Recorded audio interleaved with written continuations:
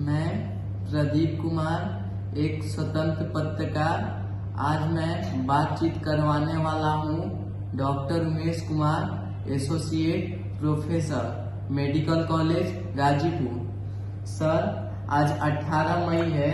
विश्व एड्स टीकाकरण दिवस क्यों मनाया जाता है? ये बहुत महत्वपूर्ण सवाल है। आप लोग जानते हैं कि एड्स बहुत ही खतरनाक इन्फेक्शन है जो HIV वायरस से फैलता है, और इसमें जब जिस मरीज को हो जाता है तो उसमें जाकर के उस मरीज का और उसके परिवार का जो है ना, एक तो सामाजिक रूप से खराब है, और दूसरा जो इस बीमारी में जो है ना, खुद अपने आप जो है ना अच्छा से मरीज जी नहीं पाता है। हो सकता है कि उसको कुछ प्रॉब्लम हो जाए। तो 18 मई को विश्व टीकाकरण दिवस क्यों मनाया जाता है, इसका कारण क्या है? तो विश्व टीकाकरण एड्स दिवस हर साल 18 मई को मनाया जाता है। यह दिन HIV वैक्सीन के विकास और HIV संक्रमण की रोकथाम के लिए टीकाकरण के महत्व के बारे में जागरूकता बढ़ाने के लिए मनाया जाता है। हालांकि अभी मार्केट में HIV के विरुद्ध कोई वैक्सीन या टीका उपलब्ध नहीं है, फिर भी हम लोग जाकर के इसको मनाते हैं ताकि लोगों में जागरूकता फैले। और आपको भी जानना चाहिए कि विश्व एड्स दिवस 1 दिसंबर को मनाया जाता है। यह दिन HIV एड्स के बारे में जागरूकता बढ़ाने, एड्स से पीड़ित लोगों के प्रति समर्थन दिखाने और एड्स से संबंधित बीमारियों से मरने वालों के लिए एक संदेह पर मनाया जाता है कि इससे बहुत खतरनाक बीमारी है, इससे लोग जनरली मौत का कारण बनता है।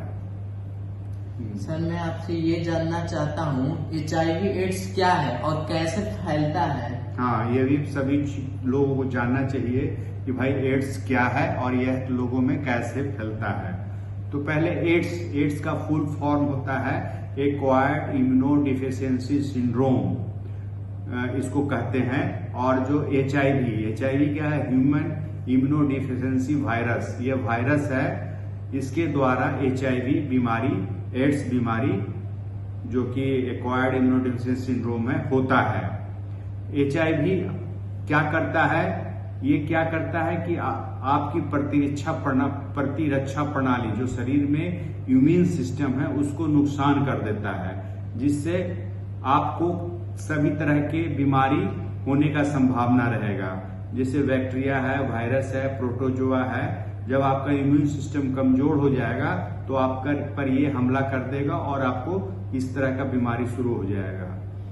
एड्स तब होता है जब HIV संक्रमण शरीर की प्रतिरक्षा प्रणाली, इम्यून सिस्टम को इतना कमजोर कर देता है कि व्यक्ति को गंभीर सीरियस इन्फेक्शन और बीमारी होने लगती है। सर, मैं आपसे ये जानना चाहता हूँ कि एड्स HIV कैसे फैलता है? हाँ, ये भी जानना चाहिए कि HIV कैसे फैलता है, एड्स कैसे फैलता है। आप जानते हैं एड्स और HIV, एड्स बीमारी का नाम है और HIV उसका वायरस का नाम है। तो ये फैलता है एक मनुष्य से दूसरे मरीज में, क्योंकि जब जो HIV पीड़ित मरीज होते हैं तो HIV वायरस मनुष्य के ब्लड में मिलते हैं, सीमेन में मिलते हैं, वेजाइनल फ्लूइड्स में मिलते हैं और माँ के स्तन मिल्क में मिलते हैं। तो HIV का स्रोत इन्हीं सब चीजों से होता है। और ये फैलने का मेन कारण है कि असुरक्षित यौन संबंध। अगर कोई मेल और फीमेल जाकर के HIV पीड़ित है और दोनों सेक्सुअल कांटेक्ट बनाते हैं तो इससे HIV हो सकता है। दूसरा का कारण है संक्रमित मरीज। कोई अगर HIV का मरीज है और उसके ब्लड को दूसरे नॉर्मल मरीज में अगर हम लोग ट्रांसफ्यूजन कर दें, या कभी कभी सुई, मरीज को इन्फेक्टेड HIV मरीज है और उसका सुई दूसरे मरीज में किसी कारणवश प्रिक हो जाए, तब जाके HIV हो सकता है।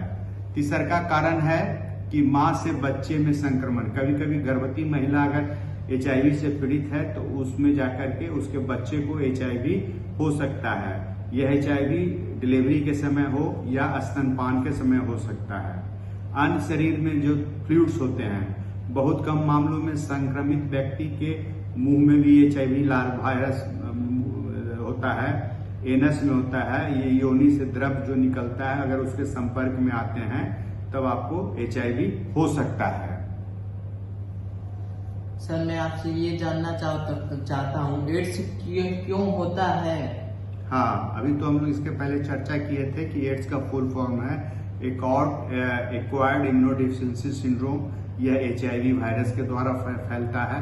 यह मरीज के क्या है ना कि प्रतिरक्षा सिस्टम, इम्यून सिस्टम में जा करके एक CD4T हेल्पर सेल होता है, ये कोशिकाओं को नष्ट कर देता है। नॉर्मली यह सेल का काउंट जो है 500 से लेके 1500 क्यूबिक पर मिलीमीटर के अनुसार ये कोशिकाएं होती है। और जब ये हेल्पर सेल है जिसमें बॉडी में इम्यून सिस्टम बनता है, तो इम्यून सिस्टम नहीं बनने लगता है, इससे मरीज को जाकर के इन्फेक्शन होने का चांस हो जाता है। जब CD4T हेल्पर सेल 200 से कम होने लगता है तो मरीज में कई तरह के अपॉर्चुनिस्टिक इन्फेक्शन होने लगते हैं।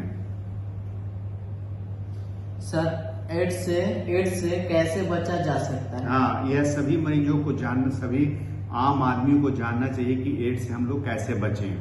तो एड्स को रोकने के लिए सुरक्षित यौन संबंध, अगर किसी मरीज के साथ, अननोन मरीज के साथ अपना सेक्स करने जा रहे हैं तो आप सुरक्षित यौन संबंध बनाएं। सुरक्षित कैसे? कंडोम का प्रयोग करें, समझ गए ना। और अगर आपको लग रहा है कि हम लोग ऐसे संबंध बना ले तो आप अपना HIV परीक्षण करें, आप अपना HIV का जांच कराएं, समझ गए ना।